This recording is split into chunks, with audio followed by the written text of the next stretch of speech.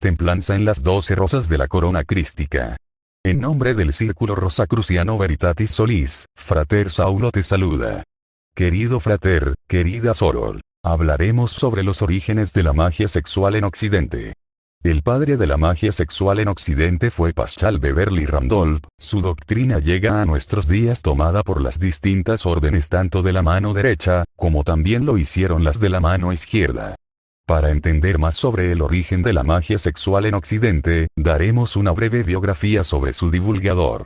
Paschal Beverly Randolph nació en octubre 8 de 1825 en Nueva York, hijo de Edmund Randolph que fuera gobernador de Virginia y delegado durante la firma del Acta de Independencia. Así de importante llegó a ser su padre, que en un arrebato de pasión se unió a una mujer negra llamada Flora. Probablemente su progenitor ni siquiera llegó a conocerlo. Su madre lo crió con amor hasta su muerte temprana, cuando el niño tenía 5 años. Este hecho determinó el inicio de sus tribulaciones. Sus primeras experiencias metafísicas tuvieron que ver con las visiones de su madre muerta. De hecho, en una ocasión su espíritu se materializó frente a otros niños. Huérfano, se hizo autodidacta, demostrando sus dotes intelectuales. A la edad de 12 años decide unirse a un barco como grumete. Una vida difícil al lado de hombres menos dotados que él, lo debió endurecer sobremanera. Sin embargo, tuvo oportunidad de conocer el mundo y aprender distintos idiomas en los lugares que visitó durante los siguientes 8 años. Un accidente lo aleja del servicio marino y se dedica a vagar tratando de encontrar su vocación en un mundo hostil. En esa época se dio el caso de las hermanas Fox, que declaraban comunicarse con los muertos y que desató la euforia del espiritualismo. Randolph, como muchos otros, se fascinó con el tema estudiándolo en profundidad. Asimismo se interesó por las teorías de Mesmer sobre hipnosis y magnetismo animal, las cuales influyeron en su obra posterior. Pocos años más tarde, se asienta en Nueva York donde comienza a dar conferencias a pequeños grupos sobre espiritualismo y ocasionalmente actúa como medium. Sin embargo, a la larga condenó estas prácticas, ya que se convenció de que lo sobrenatural debe ser estudiado científicamente y este objetivo se convirtió en la meta de su vida intelectual. Poco después se interesa en la medicina y en la elaboración de elixires. Él cómo obtuvo una educación en medicina es un misterio, pero en 1854 abre un consultorio ostentando el título de doctor. Asimismo trabaja en su laboratorio elaborando infinidad de remedios, algunos de los cuales alcanzaron mucha fama por su efectividad. Durante el ejercicio de la medicina, tiene oportunidad de experimentar con drogas para alterar los estados de conciencia, tales como el opio y la belladona. También es en ese tiempo que comienza a hablar de temas de sexualidad con una perspectiva demasiado abierta para su época. Drogas y sexo en una época puritana, le atraen críticas despiadadas y persecuciones. Sin embargo, un grupo de seguidores se forma alrededor de su persona. Es en 1861, al término de la Guerra Civil, viaja a California y da conferencias sobre la doctrina Rosacruz, estableciendo la primera logía americana en ese estado. Luego se dedica a viajar por Europa y el norte de África, estableciendo contactos.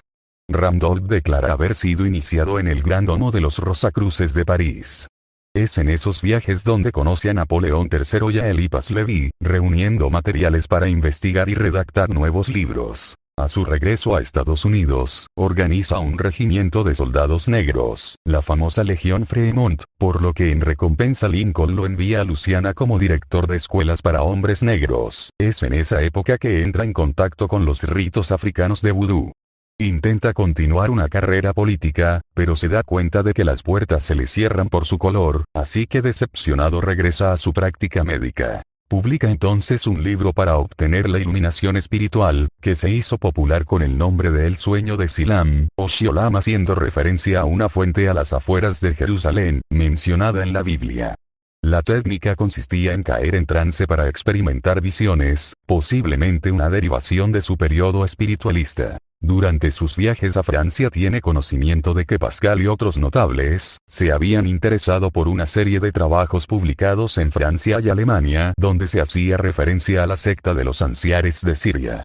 Estos hombres no eran ni judíos, ni cristianos ni musulmanes y al parecer compartían una espiritualidad lo suficientemente elevada como para llamar la atención del antiguo continente.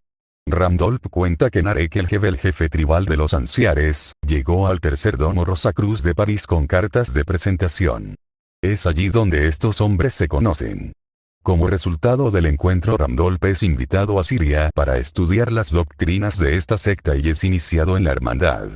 Al regresar a América establece el sacerdocio de Aet, basándose en la doctrina recién adquirida.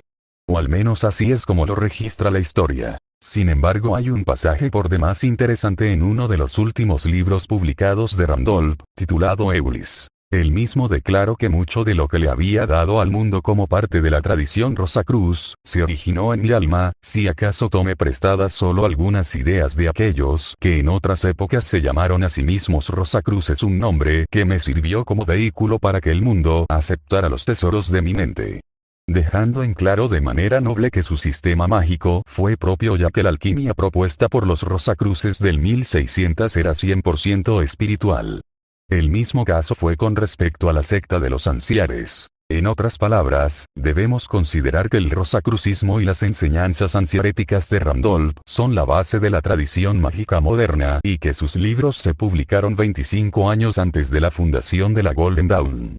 Su confesión debe ser vista como la clave para encontrar el origen de la tradición mágica, tal como se practica actualmente. En 1870 es fundada en Boston la Hermandad de Eulis, entre cuyos miembros había doctores interesados en investigar lo sobrenatural de manera científica.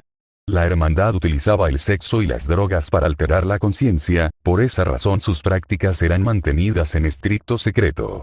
Sin embargo, los rumores se esparcieron, provocando que la señora Elena Petrovna Blavatsky, que poco después funda la Sociedad Teosófica, denunciara a Randolph acusándolo de traicionar las tradiciones sagradas.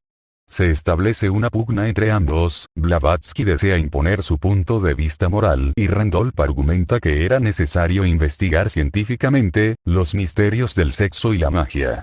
Randolph supuestamente había creado un manuscrito sobre la magia sexual, el cual nunca difundió, y llega a nuestros días por medio de María de Naglowska, una ocultista empeñada en extender por Francia las virtudes de la magia sexual. No era francesa, sino rusa. Había nacido el 15 de agosto de 1883 en San Petersburgo. Su vida está llena de aventuras y desventuras, siempre interesada en las doctrinas esotéricas. Al parecer, su primer contacto con todo este mundo fue a través de la secta de los Clistis a la que pertenecía Rasputín, y cuyos ritos incluían técnicas de magia sexual. Las ideas de Naglowska sobre la magia sexual giraban en torno a lo que ella designaba como tercer término de la Trinidad, o del triángulo. Consideraba que se podía representar la historia de la cultura europea en la forma de un triángulo temporal con dos lados claros y uno oscuro. Este triángulo solía presidir el altar durante la celebración de sus rituales de iniciación. Su primer lado simbolizaba al judaísmo, cuya personificación o hipóstasis era la figura del Padre, su signo era la vara y la antorcha. El segundo lado representaba al cristianismo, cuya personificación era la figura del Hijo, su signo la cruz y su antorcha era el corazón. Estos dos lados habían ocupado juntos un total de 5000 años de patriarcado. El tercer lado del triángulo seguía históricamente a los otros dos y era el lado oscuro de Satán o Lucifer, el lado matriarcal. Su personificación era la mujer, su signo la flecha y su antorcha el sexo. Cristo sostiene todavía la tesis de la pureza en la castidad, mientras Satán preconiza la luz reencontrada en la carne. Aunque Naglowska era una satanista, hay que destacar su traducción del célebre libro Magia Sexualis, atribuido a Paschal Beverly Randolph, publicada en 1931. La mayoría de los estudiosos considera hoy esta obra un hito fundacional de la magia sexual en Occidente, aunque no se sabe si pertenece en parte o en todo a la propia pluma de María de Naglowska. El supuesto texto original inglés nunca se ha encontrado. Las versiones inglesas hoy existentes son traducciones desde la edición francesa. María relataba haber recibido de forma rocambolesca el manuscrito de manos de una misteriosa figura que se le acercó en una calle de París y luego desapareció. Tal parece que Naglowska publicó esta obra con el nombre de Randolph por razones similares a las que, en una sociedad que solo reconocía la voz de los hombres, Aurore Dupin decidió firmar sus escritos como George Sand, también Cecilia Ball como Fernán Caballero. De hecho, Magia Sexualis alcanzó una fama y un reconocimiento internacional que excedió en mucho las otras obras editadas por Naglowska, pese a que muchas de sus tesis y prácticas estuvieran ya esbozadas en otros trabajos de esta autora. Así la moderna historia de la magia sexual práctica empieza con Paschal Beverly Randolph y las enseñanzas relacionadas de la Hermandad Hermética de Luxor, que comparten virtualmente idénticos sistemas sexomágicos. Juntos, ellos fueron los primeros en exponer misterios del sexo mágico a toda la clase media europea. Randolph dejó un conjunto razonablemente detallado de instrucciones mágicas, comenzando con directrices para el neófito totalmente no entrenado y de esta manera conducirlo al adeptado sexual. Las instrucciones de la hermandad son muy similares a las de Randolph, pero me mantendré fiel a las descripciones de Randolph porque son más simples y menos confusas, aunque a veces su terminología sea un poco extraña. El sistema de Randolph pide al novicio que desarrolle 4 habilidades distintas que él denominó volantía, decretismo, posismo y tiroclerismo. Estas mismas ideas básicas son encontradas en las instrucciones de la hermandad, que las mezclaba y las renombró formulación, vitalización y realización. Veamos en detalle este sistema mágico. 1. Volantía. En el sistema de Randolph, volantía significa una calmada y enfocada dirección de la voluntad. Los métodos que tanto de él como la hermandad prescriben para el desarrollo de esta voluntad son idénticos. Toma un disco de papel negro y fíjalo a una pared blanca. Mira a este disco fijamente por 1 minuto o 2, y después mira una superficie blanca. Una imagen reflejo del disco aparecerá ante tus ojos. Esfuérzate en mantener esta imagen tanto como te sea posible. Desaparecerá y reaparecerá unas cuantas de veces, pero manténla en la medida de lo posible.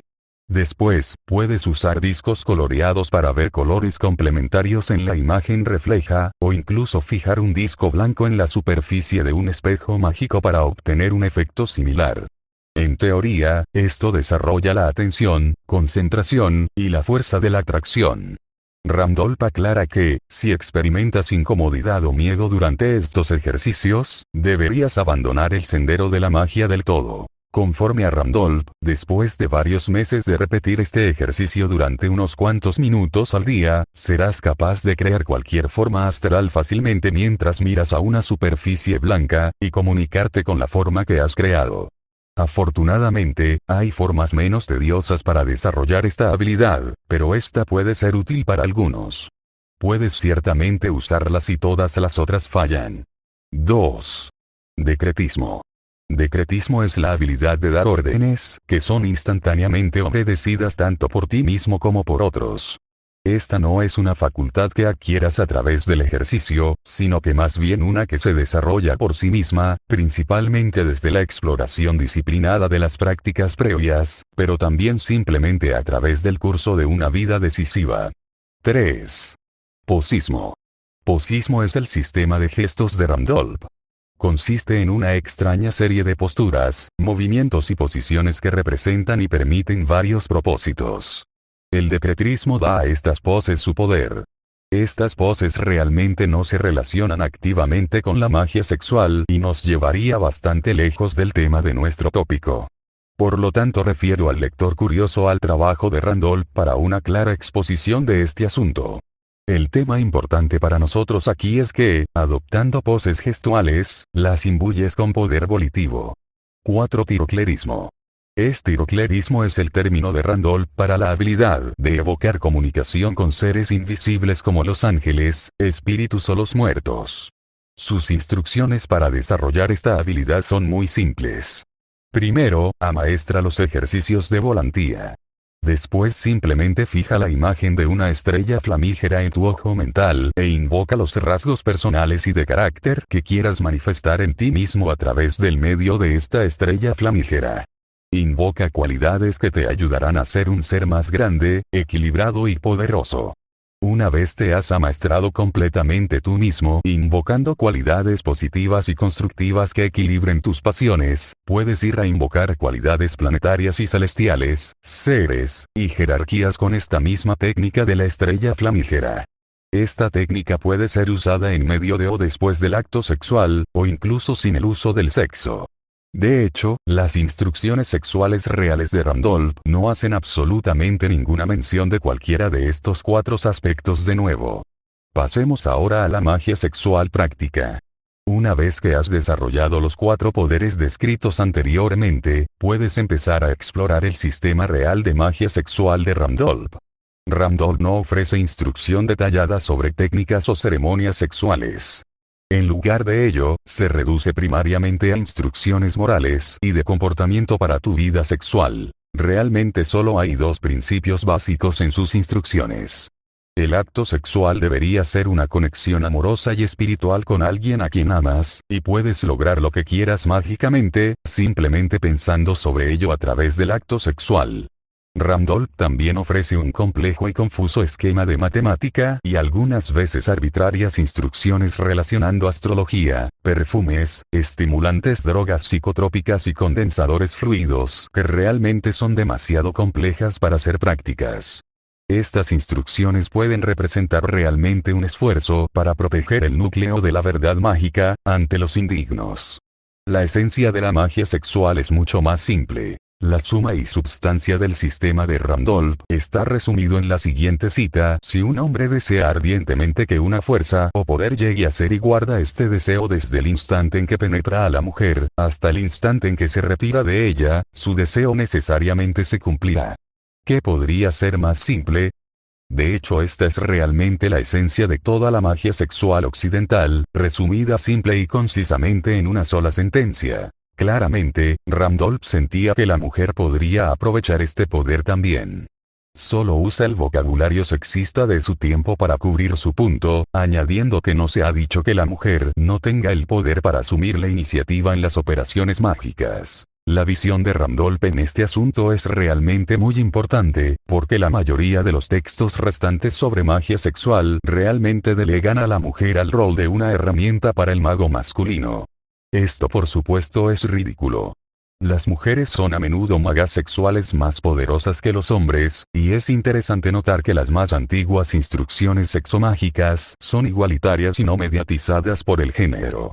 Es solamente con Aleister Crowley que las instrucciones sexomágicas se vuelven sexistas. Las instrucciones reales de Randolph para la magia sexual son extremadamente simples, aunque él añade instrucciones adicionales a su primera formulación que confunde en gran medida la cuestión, expandiéndola a un complicado esquema que implica 48 días para cumplirlo. Ignorando estas complicaciones, aquí están las instrucciones básicas de Randolph. 1. Piensa en tu propósito mágico de antemano, y mantén claras imágenes de tu meta en tu mente a través del acto sexual. Esta es la razón de que dediques todo ese tiempo mirando discos de papel. 2. Considera el sexo como una plegaria. Considera cualquier cosa que estés deseando toma existencia con devoción a través del acto sexual. Ambos amantes deberían pensar con devoción en la misma cosa. 3. Limpia de toda lujuria tu acto sexual, y hazlo una unión espiritual de vuestros 2 egos más profundos. 4. Una mujer debería lograr el orgasmo al menos 2 veces antes de que su pareja masculina llegue al clímax. 5. Asegúrate en pensar en tu propósito mágico en el orgasmo. 6. Tu pareja sexual debería ser de valor tu amante o esposa, o alguien a quien estés dedicado, no una prostituta o persona ruin. 7. Mantened vuestras intenciones en secreto y privadas entre tú y tu pareja. 8. Sé limpio en tu persona y en tu vida. 9. Duerme y realiza tu magia sexual sobre una cama dura con tu cabeza orientada al norte. 10. Duerme en una habitación distinta a la de tu pareja y solo acostaros juntos 1 o 2 veces a la semana para tener sexo. 11. No tengáis sexo cuando estéis coléricos o lujuriosos. Por este tipo de sistema la cerrazón ganó y Randolph fue arrestado por difundir literatura con el tema del amor libre, posteriormente fue liberado, sin embargo sus problemas solo comenzaban. El Gran Fuego de Boston destruye sus oficinas y manuscritos, los espiritualistas lo denuncian como libertino y sus amigos le vuelven la espalda, uno de ellos lo roba y otro más lo obliga a firmar papeles cediendo los derechos de sus obras. Pobre y sin amigos, se muda a Ohio, donde se accidenta y comienza a contemplar la perspectiva de la muerte. Tuvo su época de fama y ahora se encuentra hundido en un abismo. Una luz llega al final de su vida, conoce a una joven con la que se casa, llegando a tener un hijo, en ese periodo logra publicar algunos títulos más, sin embargo los días de gloria de París y Boston no regresan por lo que cae en depresión, suicidándose supuestamente con un tiro en la cabeza. Sus seguidores afirman que la señora Blavatsky usa técnicas de magia negra contra él, lo que lo induce a tomar esa decisión. Estos rumores llegaron por un relato ridículo de Krumeyer, el cual escribió el siguiente relato. Hacía un intenso calor y la conversación giraba sobre asuntos triviales. Un poco de pereza y laxitud reinaba en el ambiente y todo acusaba esa calma característica de las horas estivales. De repente la señora Blavatsky empalideció. «Maldito negro», exclama con todas las fuerzas de sus pulmones. «Quiere matarme con un revólver». Después de un instante de inquietud y silencio por parte de todos los presentes, la maestra da un profundo suspiro y articula: «Ya se lo llevó el diablo». Todos los asistentes, entonces, presurosos, indagan sobre el suceso y la maestra explica: «Imaginen que ese maldito negro de Randolph quiso matarme a distancia, pretendiendo desmaterializar la bala y materializarla al penetrar en mi cuerpo. Como no logró su intento, volvió el arma contra sí mismo y se suicidó.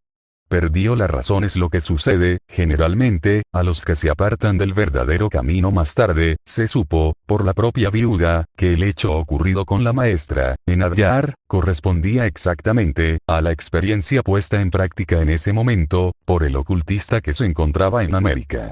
Él en efecto, dispara su revólver dirigiendo el proyectil a un blanco imaginario, pero la bala en vez de seguir la trayectoria natural, volvió y lo atacó, matándolo. Claramente estas no son palabras de Blavatsky, y sabemos por los propios libros de Krumeyer, que él mismo era un racista y Blavatsky, cuando se refería al término negro, lo decía por el tipo de tantrismo que proponía Randolph.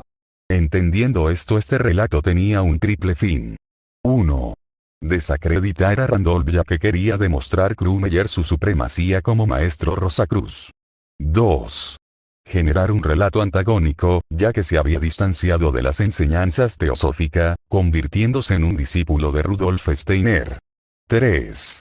Demostrar que Randolph se había vuelto un nigromante, ya que la magia sexual de todos los espermognósticos salía de sus conocimientos, y Krumeyer, desacreditándolo, tomaría su doctrina para formar la fraternidad Rosacruz antigua, influenciado en las modificaciones hechas por parte de Aleister Crowley. No es de extrañar este tipo de texto por parte de Krumeyer, ya que profesó muchas cosas externamente a favor del Tantra blanco, cuando claramente en sus círculos internos daba enseñanzas de la mano izquierda. Finalmente diremos sobre la muerte de Paschal Beverly Randolph, que él mismo murió en Toledo, Ohio, a la edad de 49 años, en circunstancias controvertidas. Según el biógrafo Carl Edwin Lindgren, muchos cuestionaron el artículo del periódico Bailey Sounhan que apareció en The Toledo Daily Blade. Según este artículo, Randolph había muerto a causa de una herida autoinfligida en la cabeza. Sin embargo, muchos de sus escritos expresan su aversión al suicidio. Swinburne Klimer, un posterior maestro supremo de las fraternitas Rosae Crucis, declaró que años después de la muerte de Randolph, en una confesión en el lecho de muerte, un antiguo amigo de Randolph había admitido que en un estado de celos y locura temporal, lo había matado. Los registros del Tribunal Testamentario del Condado de Lucus enumeran la muerte como accidental. Algunos años después su hijo se gradúa en medicina, siendo el heredero de los manuscritos de su padre, los cede para su publicación, pero en un intento de limpiar su memoria, comete el error de omitir todo el material relacionado a la magia sexual o el uso de drogas. Irónicamente, la revisión del material llevó a la publicación de un libro donde, entre otros temas, se atacan las prácticas la Ordo Templi Orientis, por incorporar magia sexual sin considerar que esas enseñanzas se apegaban al legado de Randolph. Muy posiblemente el fundador de esta escuela de misterios, Karl Kellner, se inspiró en los trabajos originales de la Hermandad de Eulis. Así pues podemos observar, que las técnicas de Randolph han inspirado de una manera sutil a muchos practicantes. Por ejemplo, Franz Bardon fue amigo íntimo de Wilhelm Kincher, miembro de una rama de la Otto, conocida como Fraternita Saturni, dirigida por Eugen Grosche. Entre las enseñanzas de esta hermandad y algunos escritos de Bardón encontramos grandes similitudes. Es posible rastrear el legado de Randolph en otras escuelas aparte de la de Bardón, por ejemplo el uso de colores relampagueantes se encuentra en un capítulo del libro Magias Sexuales. Asimismo, entre otras enseñanzas también podemos citar las de naturaleza sexual que empleaba para la regeneración de la fuerza vital, la producción de fluido magnético para que un hombre domine a una mujer o viceversa, el refinamiento de los sentidos, la determinación del sexo del niño derivado de la relación, y el incremento de sus capacidades mentales, también la provocación de visiones y estados espirituales sublimes de cualquier orden. Si tu interés es seguir indagando en nuestros conocimientos, te invitamos a estudiar en nuestra fraternidad donde las enseñanzas son gratuitas, trabajando con el único fin de elevar a la humanidad. Luz, vida y amor.